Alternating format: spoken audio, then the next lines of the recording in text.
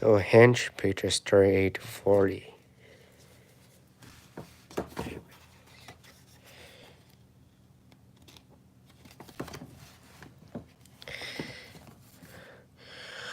While the art, okay, let's do it on full page so guys can see it. So while the R&D folks continued to bustle in front of E and me arranged themselves around the room up here at the door in the upper floor behind the boss. I felt faculty useless. Okay. I wandered over to the woman.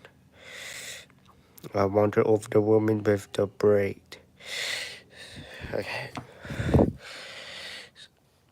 So, where do you want me? I asked, hoping she had some sense of what the heck was about to happen.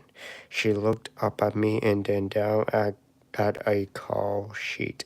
Anna, right, that's me. Grade E. Grade E wants you to send with his bodyguards as a part of the entourage. He felt it as he felt it was imbalance to have only men standing behind him when he considers himself a progressive employer. She did a performative "this guy is an idiot" voice when delivering direct quotes. I felt foolish for thinking I'll earn this. I'm one of the boof babes. That's our true rope in my stomach. She looked at me sympathetically. That's how it goes. She gestured for me to join E and meet behind the desk. The pair from R&D have finished their work and taken their own place to E's left, directly behind the mood ring. She told me to stand on E's in marked right. I took my place, shifting back and forth according to the camera operator's instructions until I was in exactly the right place. I tried to look in church and interrupted, but the wind had been knocked out of my sails. Isn't this great, Anna? He stage whispered to me. He sounded like he was vibrating with glee. I smoothed the urge to stage whisper. No, yeah. Really impressive. This is a great space. He nodded. I made a good choice. He said, suddenly shivered, and he fixed me with a look for a moment. And I thank you for getting Andre patched up the other night. Oh, it was no trouble.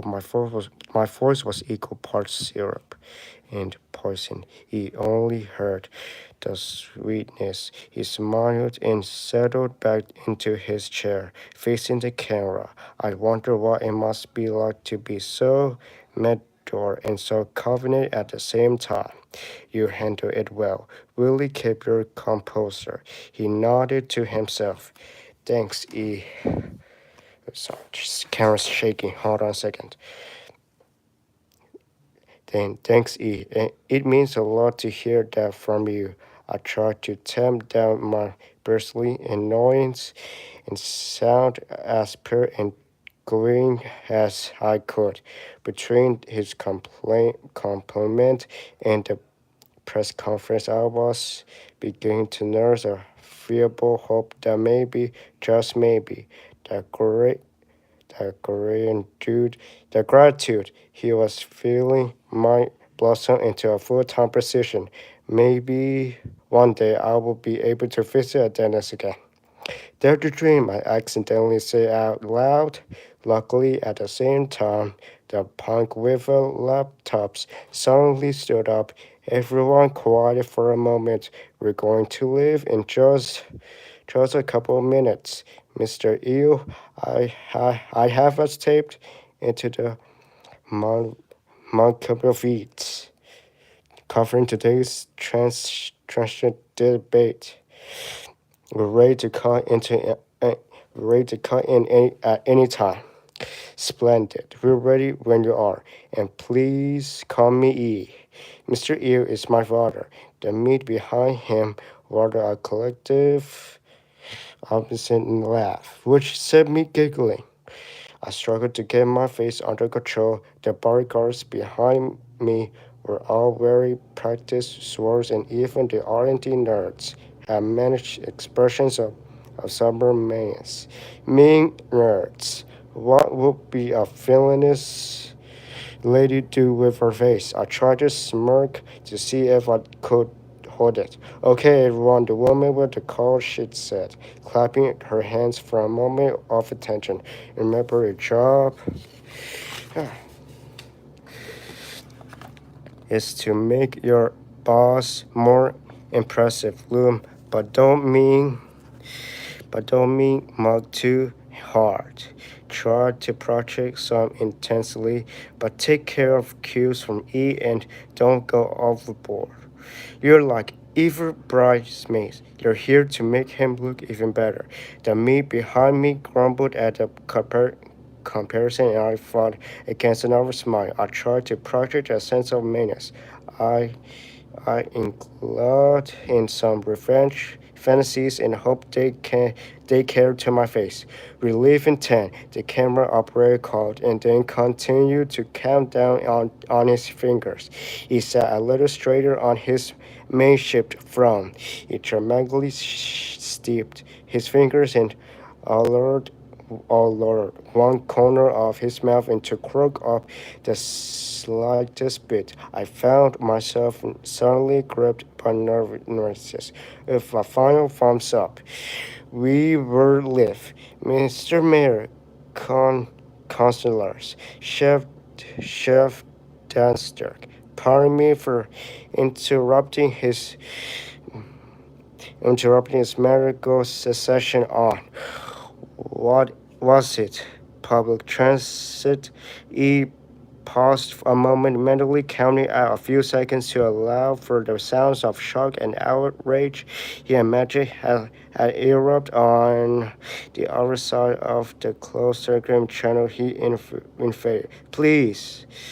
I promise not to take up too much of your time. At the bottom of the screen there is a Carter Wally address.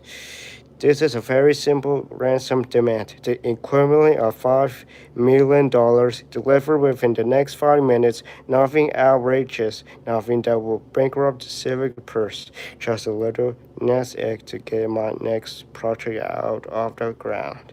He glanced meaningfully across the room where two of his bodyguards had been standing by the door. One of them nodded and touched his earpiece, barking a quick command. The other held the doors open, and 30 men walked in, bigger than any of the other meat, half drunken and half carrying a long-farmed teen boy within him. The kid had grass stains on his knees, wearing a... I think I'm gonna stop there, guys. So thank you guys so much for coming to the live stream. So I'll post another Roblox video later at 10 p.m. Eastern.